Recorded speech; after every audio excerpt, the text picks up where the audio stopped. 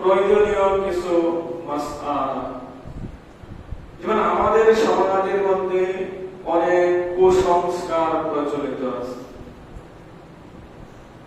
বিশেষ করে নারীদের মধ্যে অনেক কুসংস্কার প্রচলিত।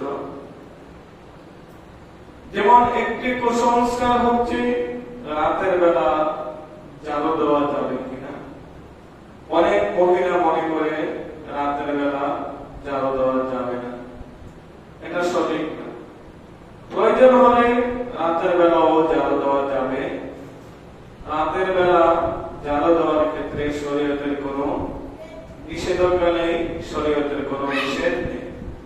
অতএব রাতের বেলা জালো দেওয়া যাবে। এরপরে অনেক মহিলা মনে করে বাচ্চা মারা গেলে বাচ্চার মা আসরের পর খাবার খেতে পারবে না। কিছুদিন পূর্বে একজন মহিলা এই মাসালা জিজ্ঞাসা করেছে যে ওই মহিলাটির শিশু একটি বাচ্চা মৃত্যুবরণ করেছে জন্মের পরে, তো কোন মহিলা নাকি তাকে বলেছে যে তোমার যেহেতু বাচ্চা ইন্তেকাল করেছে তুমি আসরের পরে খাবার খাবে না, আসরের পরে খাবার খাওয়া থেকে বিরত থাকবে। তখন ওই মহিলা আমাকে মাসালা জিজ্ঞাসা করে যে এই যে একটি কুসংস্কার, যে মহিলার সন্তান মারা যায় নাবালেগ অবস্থায়, শিশু অবস্থায়, ওই মহিলা আসরের পরে খাবার খাওয়া প্রয়োজন বলে খেতে পারবে, এতে কোনো সমস্যা। ওই মহিলার যদি ক্ষুধা লাগে, আসরের পরে খাবার খাওয়া প্রয়োজন হয়, আসরের পরে খাবার খেতে হয়, তাহলে অবশ্যই সে আসরের পরে খাবার খেতে পারবে, এতে কোনো সমস্যা নেই। এরপরে সমাজের মধ্যে আরেকটি কুসংস্কার যে আকিকা গোশত নানা নানি দাদা দাদি খেতে পারবে কিনা।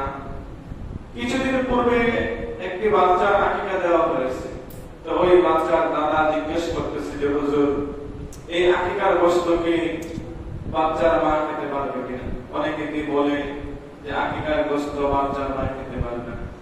এই যে এটা একটা বল, আকিকার গোশত বাচ্চার দাদা দাদি নানা নানি তার বাবা মা সকলেই খেতে পারবে। আকিকার গোশত বাচ্চার দাদা দাদি মা বাবা সবাই খেতে পারবে, এতে কোনো সমস্যা নেই।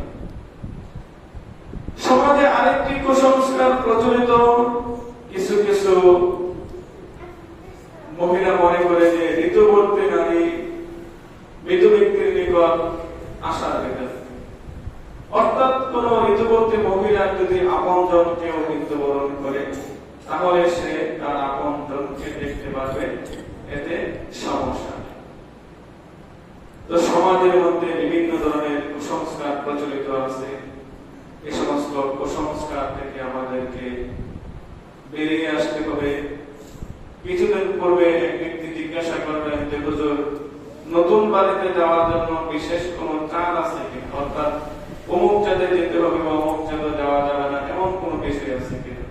আমি বললাম না, আপনার নতুন বাড়ি বেঁধেছেন, যখন প্রয়োজন হয় আপনি তখনই যেতে পারবেন। এই যে অনেকগুলো কুসংস্কার প্রচলিত সমাজে, এগুলি সমাজের মানুষের জন্য যদি বাস্তবে হতো তাহলে এগুলি কষ্ট হতো। ইসলাম কোন মানুষকে কষ্ট দেয় না, ইসলাম শান্তির ধর্ম। ইসলাম মানুষের কষ্ট হবে এবং কোন বিষয়ে বাধ্যবাধকতা করে দেন। তো আল্লাহ রাব্বুল আলামিন আমাদেরকে এইগুলি বোঝা, তার উপরে আমল করা, সকল প্রকার কুসংস্কার থেকে বেঁচে থাকা তৌফিক দান করুক। আমিন।